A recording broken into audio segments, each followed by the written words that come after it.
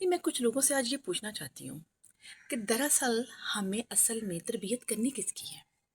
ہم ماؤں کو کس کی تربیت کرنی ہے؟ اپنے بچوں کی کہ اپنے ساس کے بچوں کی؟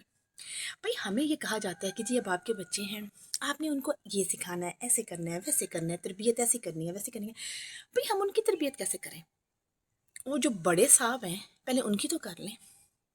نہیں، اب بچے باہر سے آتے ہیں، ہم ان سے کہیں جی آپ نے دروازے کے جو ہے وہ ڈور پہ ہی اپنے شوز جو ہیں وہ اتارنے ہیں، کیسے کیسے مانیں گے؟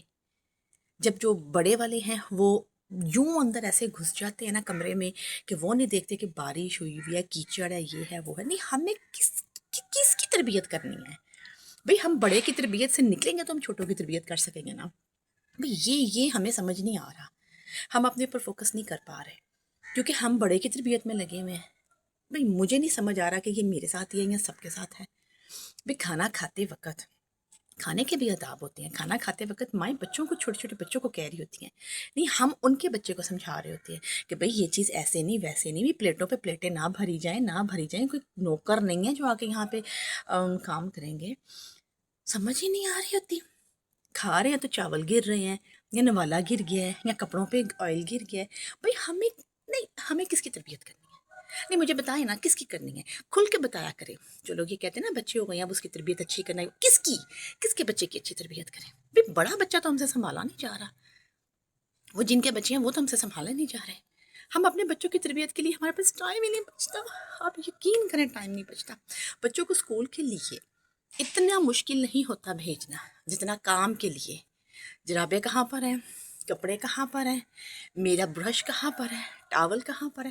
نہیں، اب کھل کے بتائیں ہمیں تربیت کس کی کرنی ہے؟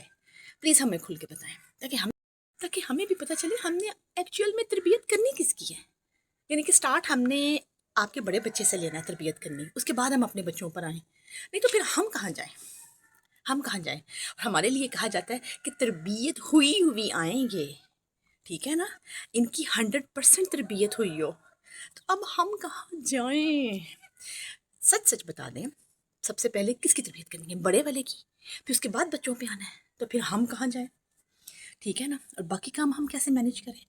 نہیں مجھے تو سمجھ نہیں آتی، جب کہیں ریڈی ہو کر جانا ہے، بچے شوز پہن کے ریڈی ہو کے کھڑے ہیں، لیکن ان کو چلیں چلیں چلیں، یہ لیں پکڑیں چابیاں، یہ لیں تالا لگا دیں، چلیں، اینڈ پہ ان کو اپنے بال بنانا یاد آ جاتا ہے، یا اینڈ پہ تو ضرور کہیں گے میرا والٹ اندر ہی رہ گیا، تم جاؤ لے کر آؤ، یا یہ کہہ دیں گے اوہ میرا تو موبائل اندر رہ گیا، یا یہ کہہ دیں گے، یقین جانے یہ کہہ دیں گے کہ جو ضروری کام سے باہر جا رہے ہیں وہ والا سامان ہی گھر رہ گیا، جو پھر جا کے شاپ پر لے کر آؤ لاک کھول کے، اور بچے سب ریڈی ہوتے ہیں۔ نہیں مجھے نہیں لگتا کہ آج کل ہمیں اپنے بچوں کی تربیت کرنے کی ضرورت ہے، ٹھیک ہے، مجھے لگتا ہے کہ ہمیں نا ابھی یہ پچھلے بچوں کی ہی تربیت پہلے کرنی پڑے گی۔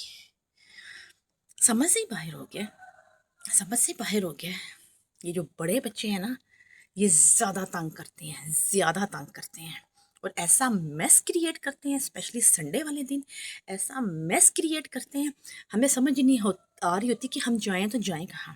ایسے لگ رہا ہوتا ہے کہ پتہ نہیں آج شاید ہم کہاں پر آ گئے ہیں۔ سنڈے والے دن ایسی فیلنگ آ رہی ہوتی ہے۔ عام روٹین میں بچے اتنا میس نہیں کرتے ہیں، کمرے میں گھر میں اتنا میس کبھی بھی نہیں کرتے ہیں۔ مجھے تو سمجھ نہیں آتی، کاغذ بکھرے ہوئے ہیں، چیزیں اپنی پراپر جگہ پر نہیں ہیں، اگر کپڑوں کی الماری کھولیا تو یوں کر کے کھولی ہے، باقی کپڑے زمین پہ ہیں وہ واپس نہیں رکھنے، اوپر سے رکھے، جو نیچے گرے جو زمین پر گرے ہیں اس کے اوپر سے اپنے پاؤں رکھ کے گزر جانا ہے، پر ان کو اٹھانا نہیں۔ تو مجھے ایسے لگتا ہے ایز اے ہاؤس وائف سب سے پہلے تربیت ہسبینڈ صاحب کی کرنی آتی ہے، ٹھیک ہے، اس کے بعد بچوں کی طرف آنا ہوتا ہے، تو پھر ہم کہاں جائیں؟ پھر کہتے ہیں کہ جی ہمارے لیے ٹائم نہیں ملتا، یا ہمیں نہیں سمجھ آتی۔ یہ صحیح بات ہے، واقعی ہمارے لیے ٹائم ملتا ہی نہیں، کیونکہ ہم تو تربیت میں لگی ہوئی ہیں، تربیت